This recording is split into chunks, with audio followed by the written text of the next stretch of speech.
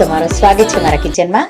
આજે આપણે બનાવીશું શિયાળાની ઠંડીમાં શાકની પણ જરૂર ન પડે એવો ગરમા ગરમ એકદમ નવો ગ્રીન મસાલા રોટલો બહુ સરળ રીતે બે રીતે આપણે કેવી રીતે એને બનાવવો એ રીત સાથે હું તમને જણાવીશ.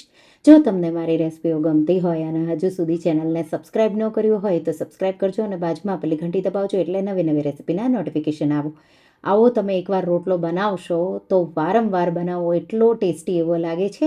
એના માટે ખાયણી દસ્તામાં અડધો ઇંચ આદુના ટુકડા સાથે 10થી 12 લસણ, લીલું લસણ હોય એનો ઉપરનો ભાગ મેં લીધો છે અને 2થી 3 મેં અહીંયા મોળા મરચાં લીધા છે. તમારે જો તીખું બનાવવું હોય તો 1 તીખું લીલું અને 2 મોળા મરચાં લઈ આ રીતે એની પેસ્ટ વાટી તૈયાર કરી લઈશું. તો આ રીતે મેં પેસ્ટ વાટી તૈયાર કરી લીધી એને સાઈડમાં મૂકીશું. આપણે 2 જગ્યાએ આ વાપરવાની છે તો આ થોડી વધારે જ બનાવવાની છે. હવે એક બાઉલ લઈ લઈશું અને એમાં આપણે 1 કપ બાજરીનો લોટ, તો અડધો કપનું મેઝરમેન્ટ હતું તો અડધો કરી મેં 1 કપ બાજરીનો લોટ લીધો છે. આનાથી તમે 3 નાના રોટલા બનાવી શકશો. હવે પોણી ટીસ્પૂન એટલે કે અડધી ટીસ્પૂનથી થોડું ઉપર મીઠું કે પછી સ્વાદ પ્રમાણે, સાથે મેથીના પાન તો અડધો કપ જેટલા મેં લીધા છે, તમે 1 કપ જેટલા પણ લઈ શકો છો. તો આ રીતે મેથીના પાનને મેં સાફ કરીને રફલી થોડા કટ કરી અને ઉમેર્યા છે. સાથે આપણે 1/4 કપ જેટલું લીલું લસણ આ રીતે ઝીણું કટ કરી અને ઉમેરી દેવાનું. તો જે ઉપરનો ભાગ છે એનું જ લસણ મેં આ રીતે ચોપ કરી અલગ એક પ્લેટમાં રેડી કર્યું છે. એકદમ સારી રીતે મેં મિક્સ કરી દીધું અને 1 ટેબલ સ્પૂન જેટલી આદુ, મરચાં અને લીલા લસણની પેસ્ટ લઈ અને મિક્સ કરી દઈશું. હવે થોડું પાણી ઉમેરી અને લોટ આપણે આ રીતે બાંધી લઈશું. તો અહીંયા તમે 1 કપ બાજરીનો લોટ લેશો તો 1 કપથી થોડા ઓછા પાણીની તમને જરૂર પડશે. તો આ લોટ છે એ હંમેશા થોડો સોફ્ટ જ હોય એટલે તમારે એ રીતે થોડું પાણી છાંટતા જવાનું અને લોટ તમને કેવો જોવે એ રીતે લોટ તમારે બાંધી લેવાનો. આ રીતે લોટ બાંધો પછી તમારે ખૂબ જ લોટને મસળી લેવાનો છે તો રોટલો તમારો ખાવામાં ખૂબ જ સ્વાદિષ્ટ એવો બનશે. તો બાજરાનો રોટલાનો જે લોટ છે એ ખૂબ જ સારી રીતે મસળશો તો ખાવામાં એટલો જ ટેસ્ટી, સાથે તમે જ્યારે એને આ રીતે થાપીશો ત્યારે એ તૂટશે નહીં. હવે એક લુવો આ રીતે મેં લઈ લીધો છે 1 રોટલા પૂરતો અને આપણે એને ખૂબ જ સારી રીતે થોડો પાછો મસળી લઈશું. અને હવે તમે તાવડી કે લોઢી જે લેવાના હોય એ તમારે ગરમ કરવા મૂકવાની છે. લોટ મસળાઈ જાય એટલે લુવો કરી અને થોડો ફ્લેટ કરવાનો. હથેળીઓ પર આપણે એને થાપી આ રીતે થોડું ફેલાવીશું. લાગે કે ચીપકે છે તો આંગળીઓ આ રીતે પાણીવાળી કરી અને લુવાને આ રીતે લગાવી દેવાનું. તો આ રીતે ગોળ શેપ આવી જાય પછી આપણે લુવાને ફેલાવવાનો છે. તો ઉપર તમારે અંગૂઠા અને આંગળીથી આ રીતે પકડવાનો, નીચે તમારે આંગળીઓથી જ આ રીતે એને શેપ આપવાનો છે. તો આ રીતે એનો શેપ આવી જશે. આ રીતે શેપ આવી જાય એટલે તમારે હાથમાં લઈ લેવાનો અને શરૂઆતમાં તમારે 2 આંગળી છે એ પેક રાખવાની છે. તો આ રીતે અને પછી તમારે આ રીતે એને થાપવાનો છે.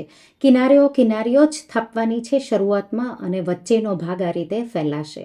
તો આ રીતે અને હવે એકવાર આ રીતે થોડો તમને લાગે કે થપાઈ ગયો એટલે તમારે આંગળીઓ ખોલી લેવાની એટલે રોટલો તમારો પ્રોપર હાથમાં આવી જશે. હવે તમને લાગે કે કિનારીઓ એની જાડી પાતળી અમુક જગ્યા પર રહી ગઈ છે તો તમારે થોડી એને પાતળી આ રીતે કરી લેવાની. તો આ રીતે એકદમ પરફેક્ટ એવો રોટલો તમારો થશે.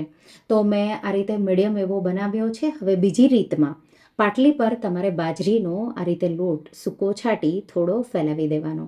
હવે જરૂર લાગે તો જ લેવાનો, બહુ વધારે નથી લેવાનો. આ રીતે લુવો મૂકી દઈશું, એને પણ થોડો ઉપરથી આ રીતે લોટવાળો કરી લઈશું અને હવે એને પણ હું હાથેથી પહેલાં આ રીતે થોડો ફેલાવી દઈશ.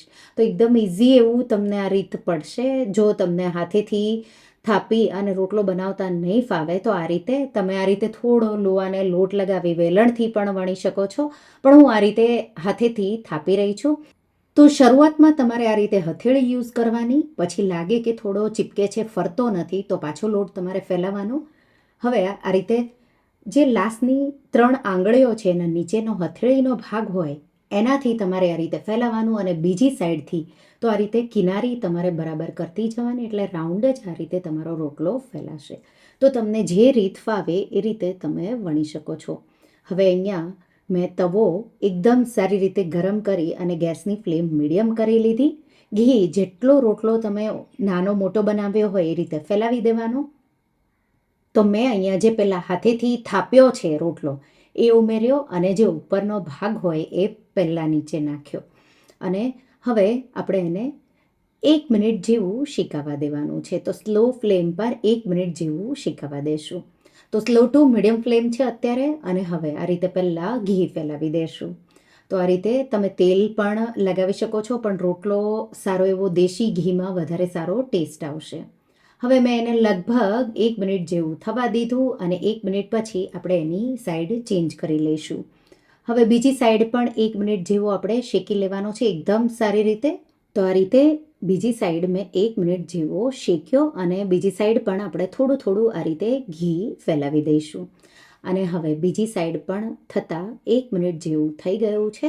આપણે એની સાઈડ ચેન્જ કરીશું અને હવે ઉપરની સાઈડ એકદમ સારી રીતે થોડું થોડું પ્રેસ કરી અને મીડિયમ ફ્લેમ પર તમારે શેકાવા દેવાનો છે. તો ઉપરની સાઈડ એકદમ ક્રિસ્પી એવો થઈ જાય ત્યાં સુધી તમારે એને થવા દેવાનો. તો આ રીતે મેં એને થવા દીધો. હવે થોડું આ રીતે આપણે એને પ્રિક કરીશું. તો આ રોટલામાં મસાલો છે અંદર જાય એ માટે તમારે પ્રિક કરવાનું. થોડું મને એક સાઈડથી કાચું લાગ્યું એટલે મેં થોડો પાછો એને સારી રીતે શેકી લીધો.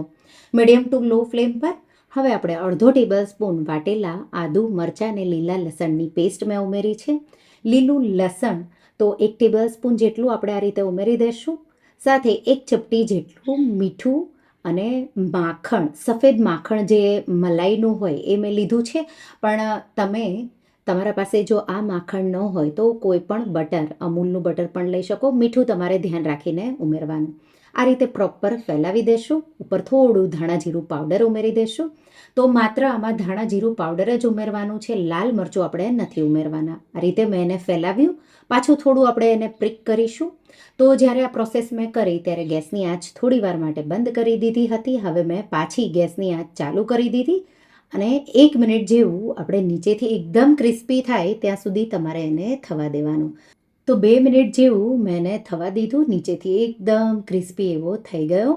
હવે જે મસાલો આપણે ઉમેર્યો છે તો આપણે થોડું પ્રિક કર્યું હતું તો માખણ પીગળી અને રોટલાની અંદર જશે. ઉપરથી તમારે લીલા ધાણા ઉમેરી અને તમારે એના પીસીસ આ રીતે કરી લેવાના છે.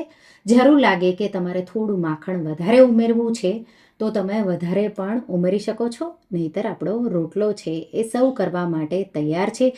ગરમા ગરમ આ રોટલો એકલો જ ખાવાનો બહુ સારો લાગે છે, પણ જો તમારે એને ચા સાથે કે દહીં સાથે પણ સર્વ કરી શકો છો. ઘરમાં બાળકોને જો પિઝા ભાવતા હોય તો એકવાર આ રીતે તમે રોટલો બનાવીને ખવડાવજો, એ લોકોને પણ બહુ જ ભાવશે. એકવાર આ રેસિપી ટ્રાય કરજો અને મને કહેજો કે તમને ખાવામાં આ બાજરાનો રોટલો કેવો લાગ્યો. તો તમને આ રેસિપી કેવી લાગી મને કમેન્ટમાં જરૂરથી જણાવજો. અને હા, જો તમને આ રેસિપી ગમી હોય તો વિડીયોને લાઇક કરજો, શેર કરજો અને મારા ચેનલને સબસ્ક્રાઈબ કરજો. અને આવી જ નવી રેસિપીઓ માટે તમે બેલ આઇકોન બટનને પ્રેસ કરજો. Thank you for watching.